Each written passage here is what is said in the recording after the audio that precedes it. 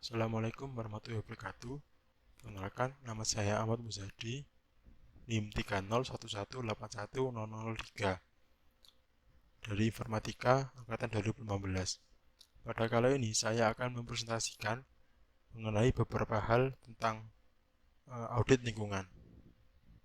Yang pertama, definisi audit lingkungan. Menurut United States Environmental Protection Agency, audit lingkungan adalah suatu pemeriksaan yang sistematis, terdokumentasi secara periodik dan objektif berdasarkan aturan yang ada terhadap fasilitas operasi dan praktek yang berkaitan dengan penataan kebutuhan lingkungan. Menurut Rob Gray dan Jane Babington dan Diane Walters, dalam buku Accounting for the Environment, audit lingkungan merupakan suatu penilaian yang sistematis, objektif, dan didokumentasikan mengenai dampak dan aktivitas usaha Anda terhadap lingkungan. Sebab dilaksanakan audit lingkungan. Yang pertama, keinginan dari Dewan Direksi untuk mendapatkan kepastian bahwa perusahaan bertanggung jawab dan secara memadai menangani lingkungannya. Yang kedua, adanya inisiatif dari manajemen perusahaan tersebut untuk memperbaiki aktivitas pengelolaan lingkungan dan mengejar apa yang perusahaan lain lakukan. Yang ketiga, dimotivasi oleh kejadian dari masalah atau kecelakaan lingkungan. Tujuan audit lingkungan. Yang pertama, untuk memperoleh gambaran tentang kondisi lingkungan dari suatu perusahaan atau kegiatan dan mengukur kinerja lingkungan suatu kegiatan. Yang kedua, menjadikan audit lingkungan sebagai suatu cerminan atau potret tentang kinerja perusahaan atau organisasi terhadap lingkungan. Manfaat audit lingkungan. Yang pertama, mengidentifikasi risiko lingkungan. Yang kedua, menghindari kerugian finansial seperti penutupan atau pemberhentian operasi oleh pemerintah. Yang ketiga, menghindari kerugian finansial untuk tujuan akuisisi perusahaan lain. Yang keempat, menghindari adanya sanksi hukum karena pelanggaran peraturan perundangan dan standar-standar lingkungan. Yang kelima, meningkatkan kepedulian staf suatu perusahaan atau unit usaha atau organisasi terhadap kebijakan dan tanggung jawab terhadap lingkungan. Ruang lingkup audit lingkungan. Yang pertama, sejarah berdirinya organisasi, rona lingkungan, pencemaran dan kerusakan lingkungan, upaya pengelolaan dan pemantauan lingkungan dan isu-isu lingkungan yang terkait.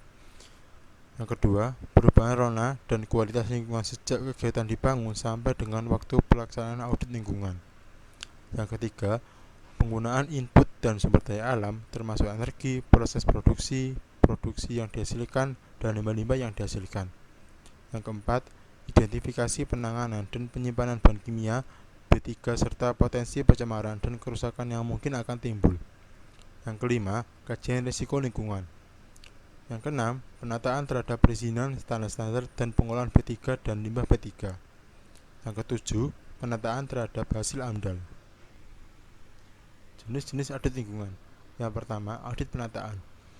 Audit ini bertujuan untuk menilai ketaatan terhadap peraturan, standar, dan pedoman yang ada, meninjau persyaratan perizinan dan pelaporan, melihat pembatasan pada pembuangan limbah udara, air, dan padatan, menilai keterbatasan peraturan dalam pengoperasian, pemantauan, dan pelaporan sendiri atas pelanggaran yang dilakukan perusahaan. Sangat mengarah pada semua hal yang berkaitan dengan penataan. Dapat dilakukan oleh petugas setempat. Yang kedua, ada audit manajemen. Audit ini menilai keefektifan sistem manajemen internal, kebijakan, perusahaan, dan risiko yang berkaitan dengan manajemen bahan. Yang kedua, menilai keadaan umum dari peralatan, bahan bangunan, dan tempat penyimpanan. Yang ketiga, mencari bukti atau kenyataan tentang kebenaran dan kinerja proses produksi. Yang keempat, menilai kualitas pengoperasian dan tata laksana operasi. Yang kelima, menilai keadaan catatan atau laporan tentang emisi, tumpahan, keluaran, dan penanganan limbah. Yang keenam, menilai tempat pembuangan secara rinci. Yang ketujuh, meninjau pelanggaran atau pertentangan dengan petugas tempat atau dengan masyarakat. Yang ketiga, ada audit produksi bersih dan minimasi limbah.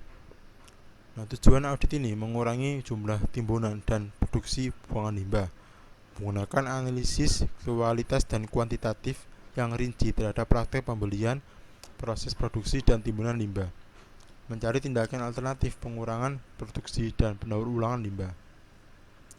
Yang keempat ada audit konservasi air. Audit ini mengidentifikasi sumber air, penggunaan air, dan mencari upaya untuk mengurangi penggunaan air total melalui usaha pengurangan, penggunaan ulang, dan pendaur ulangan. Yang kelima ada audit konservasi energi. Audit ini melacak pola pemakaian tenaga listrik, gas, dan bahan bakar minyak dan mencoba untuk mengkuantifikasikan serta meminimalkan penggunaannya. Yang keenam ada audit pengotoran atau kontaminasi lokasi usaha. Audit ini menilai keadaan pengotoran lokasi perusahaan akibat pengoperasian yang dilakukan oleh perusahaan yang bersangkutan, melakukan pengambilan contoh dari lokasi, dan melakukan penganalisaan contoh sampel tersebut untuk jangka waktu yang cukup panjang, dan merupakan hal yang khusus pada audit jenis ini. Melakukan pengelolaan secara statistik terhadap hasil audit. Yang ketujuh, audit keselamatan dan kesehatan kerja. Audit ini menilai tata laksana operasional pekerjaan, pengelolaan bahan dan limbah berbahaya, pembuangan bahan pencemaran, dan sejenisnya, yang berhubungan erat dengan keselamatan dan kesehatan kerja. Audit ini memungkinkan pimpinan perusahaan tersebut untuk menetapkan apakah perusahaan tersebut sudah mentaati peraturan tentang keselamatan dan keselamatan kerja.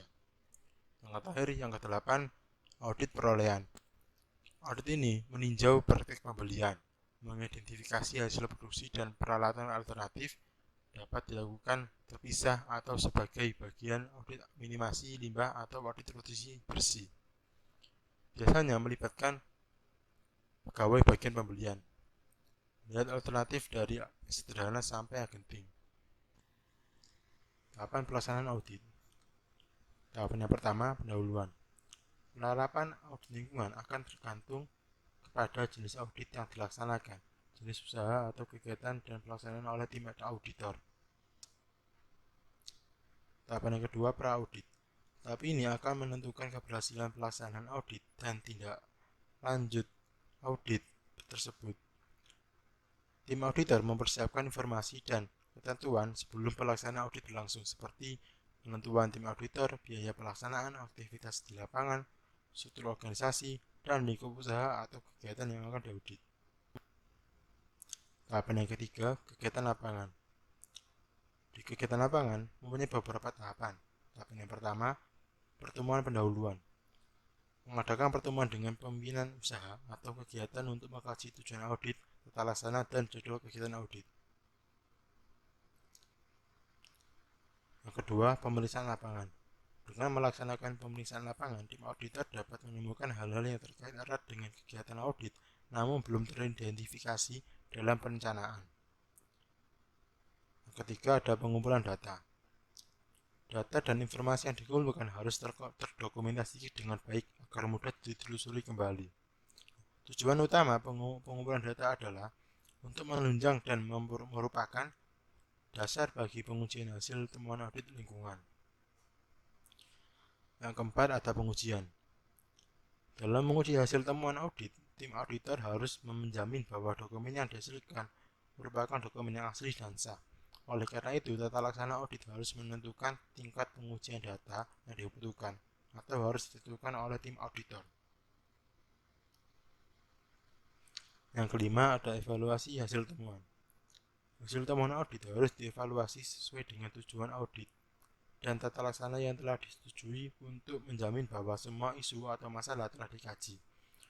Dokumentasi penunjang harus dikaji secara teliti sehingga semua temuan telah ditunjang oleh data dan diuji secara tepat. Yang keenam, pertemuan akhir.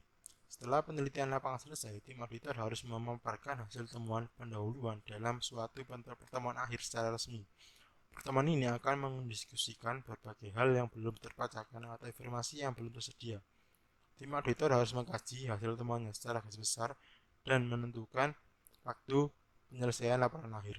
Seluruh dokumentasi selama penelitian harus dikembalikan kepada penanggung jawab usaha atau kegiatan. Nah, tahapan yang keempat ada pasca audit. Di fase audit, tim auditor akan menyusun laporan tertulis secara lengkap sebagai hasil pelaksanaan audit lingkungan. Laporan tersebut juga mencakup pemaparan tentang rencana tindak lanjut terhadap isu-isu lingkungan yang telah diidentifikasi. Oke, itu saja yang bisa saya sampaikan.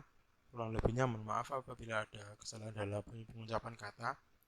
Terima kasih. Wassalamualaikum warahmatullahi wabarakatuh.